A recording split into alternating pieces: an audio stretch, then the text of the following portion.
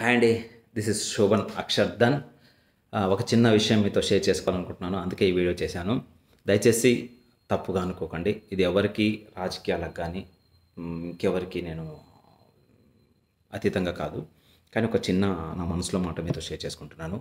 ఒంగోలు నుంచి నేను హైదరాబాద్ వచ్చేటప్పుడు, షూటింగ్ కంప్లీట్ చేసి వచ్చేటప్పుడు చిన్న యాక్సిడెంట్ అయింది. చిన్న యాక్సిడెంట్ కాదు, పెద్ద యాక్సిడెంటే అది. 108 సర్వీస్ సమయానికి అది 15 మినిట్స్లో వచ్చేసింది.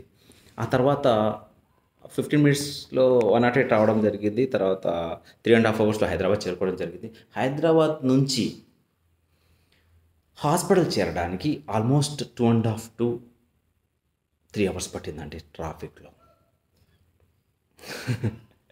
3.5 పట్టిందంటే అంటే దయచేసి మన సిస్టమ్ మారాలని కోరుకుంటున్నాను సార్.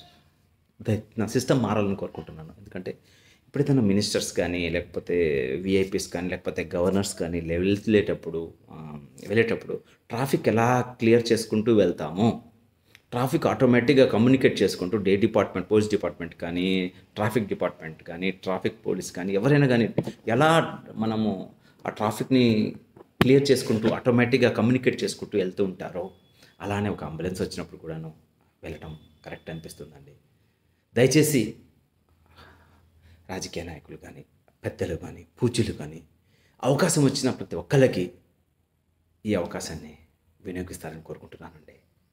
ఎందుకంటే కొన్ని వందల ప్రాణాలు మనం కాపాడాలనుకుంటాము, కానీ అంబులెన్స్లో చాలామంది ట్రాఫిక్లో అది వాళ్ళు బయటికి చెప్పుకోలేరు. అలా అని డ్రైవర్ని తిట్టడం, ఆ డ్రైవర్లు తిట్టించుకోవడము, వాళ్ళు ఎక్కడికి పోలేక, ఆ మనిషిని బయటికి రాలేక, చెప్పుకోలేక చాలామంది సతమతమవుతుంటారండి. ఒక్క విన్నపం అండి, దయచేసి ఈ ఒక్క ఇన్ఫర్మేషన్, ఈ ఒక్క సిస్టమ్ ఇంప్లిమెంట్ చేయండి. కొన్ని వందల ప్రాణాలు కాపాడాలి మొత్తం. థ్యాంక్స్ అండి.